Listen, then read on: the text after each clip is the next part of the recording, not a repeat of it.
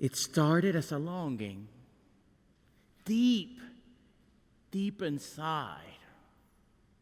This inner voice calling my name, this endless curiosity,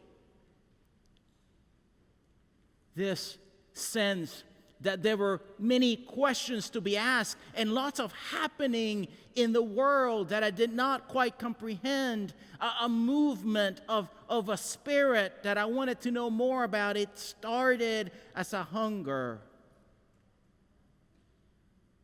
a sense of incompleteness,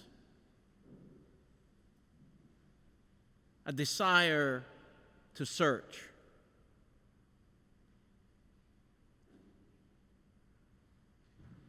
For a kid who was a preacher's kid and a kid who was kind of in this circles of church, that might seem at first glance to be a good thing. Unless your father's a pastor and you're a nightmare to Sunday school teachers. With all my questions, with all my concerns, with all my constant attention to something that they said that maybe wasn't quite right, according to me, of course, as a 6-7-year-old. You can imagine. But that inner voice, that inner sense of something more than what was obvious began to shape my imagination. And it is that same longing. It is that same hunger. It is that same angst that called Nicodemus to meet with Jesus. He had no reason to otherwise. He was a teacher of the law. He was a member of the Sanhedrin, the ruling class for the people of his time. He was an important man, an influential man, a learned man. He had no need to be hanging around this so-called teacher, this faux rabbi named Jesus, except for that longing. Except for that hunger, except for that angst within his heart. It's the same longing and the same angst and the same heart stuff that can move all of us. For that angst, that hunger, that thing within us that we sense and feel is the imprint of the image of God that is within us. It's an imprint that cannot be taken away, that all human beings have, and it is that imprint that if we pay attention, begins to call on us, mess with us, bringing us together for something more than what we're used to. And so Nicodemus decides to meet up with Jesus. Did you notice that he decides to meet up with Jesus at night because he didn't want his golf buddies to find out that he had been hanging out with this faux teacher, rabble-rouser, revolutionary, troublemaker?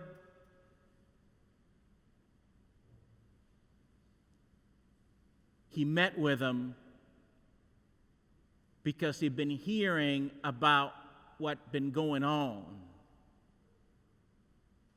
and his heart was stirred. He'd been hearing about the healings. He'd been hearing about people coming back from death to life. He'd been hearing about people with demons, getting those demons exorcised. He'd been hearing about people who being restored back into community after living isolated lives. He'd been hearing about people of ill repute being welcomed at tables. He'd been hearing about hungry people getting more than enough to eat, and that got his heart got stirred, and he was curious, and he meets with Jesus, and Jesus is talking about things that he doesn't understand, and his mind, so used to rationality, doesn't comprehend. Being born again? What are you talking about? That is biologically impossible. And you can even see Jesus' frustration. You are a teacher of the law and you don't comprehend? I comprehend. I too like neat and tidy. I too like preparation.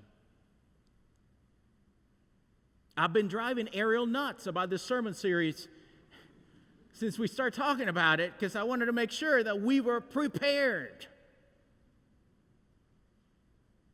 So imagine Nicodemus' response when Jesus says, the wind blows where it chooses. We don't know where it comes from or where it's going. Such is the life for those who are born of the Spirit. You don't know where it comes from. You don't know where it's going. What are you talking about? I mean, I'm all for an adventure. I'm all for something fresh and new, but I better know where I'm coming from, where I'm going. I mean, I'm setting my GPS yesterday. I am much more comfortable that way. Now, there are some among us, I am sure, who like a great adventure. Some of you like to just get on the road and experience it, and wherever we go, we go. Let's see where we go. Just the thought of that makes me extremely nervous, and I just need a break, just hearing it. So this idea of a spirit that calls us into the unknown in the midst of life make Nicodemus nervous and makes me nervous and probably makes a lot of us nervous. And yet, here we are in the midst of one of the most uncertain times in modern history. I mean, some of you, I've only known you by the eyes, so when we get off our mask, I might have to tell you to put your mask back on so I recognize you.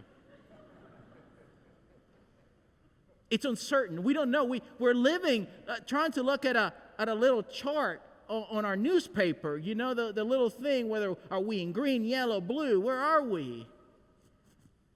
Are we going to be able to hug on one another like we used to? Are we going to be able to enter this space of worship like we're used to? Are we going to be able to have our kids being educated like we're used to? Are we going to be able to get back to life as normal like we're used to? We don't know where we've been, and we don't know where we're going, and we don't like it. And then this crazy Jesus dares to call me to just go with the Spirit. And yet, our hearts are longing. Because we might not know where the Spirit comes from or where it's going, but we know one thing. Wherever the Spirit goes, there is peace. Wherever the Spirit goes, there is love. Wherever the Spirit goes, there is resurrection. Wherever the Spirit goes, there is new life. Wherever the Spirit goes, there is life after death. Wherever the Spirit goes, there is new beginning.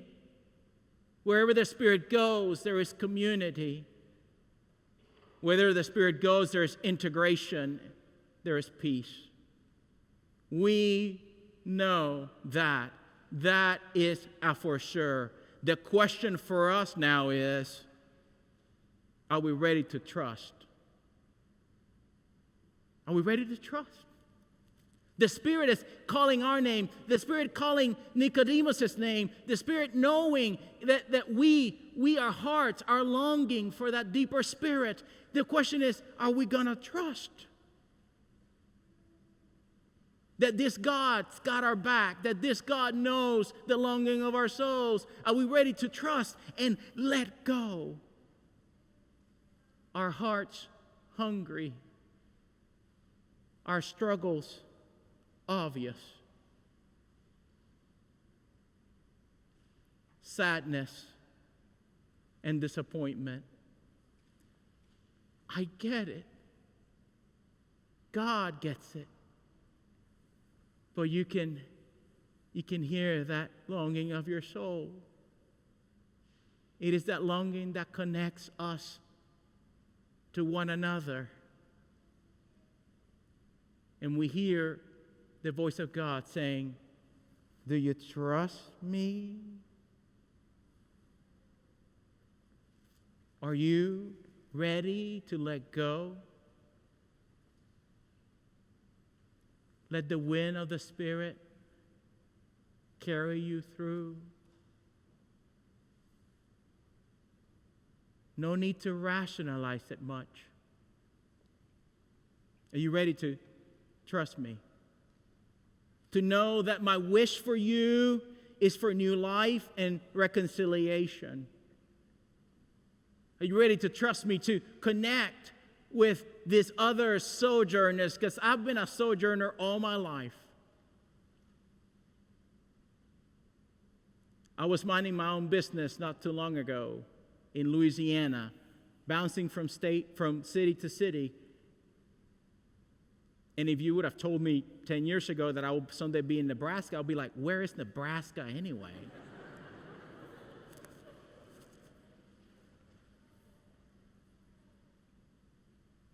But our family, heard the wind loudly.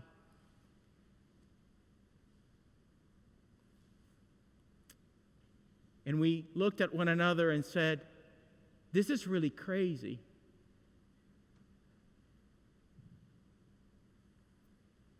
Do we trust what God is doing among us?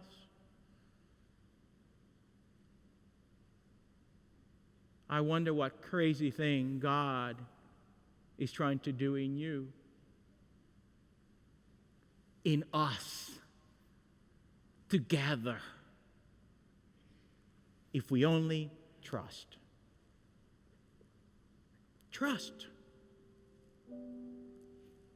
If we let go, you know that God's been there before. You think He's going to leave you now? You can look back. You're standing in a place that was built in the middle of the Great Depression. That is crazy talk. Keep your money in your pocket. What are you doing building a church? So I wonder what God's messing with us about on this day. What dreams are we being called to dream? What visions are we being called to see? What new, risky, crazy thing God is calling us to do if we just trust? God's record is really good. If we let go and trust and trust and trust, and God is there following along, leading the way, sometimes pushing us out of the way and saying, pay attention. Are we ready? For justice waits, healing waits, new life awaits, new beginnings await. The longing in your soul, listen to it. Just trust it. It will take us places like you've never imagined. Just trust it. Just trust it.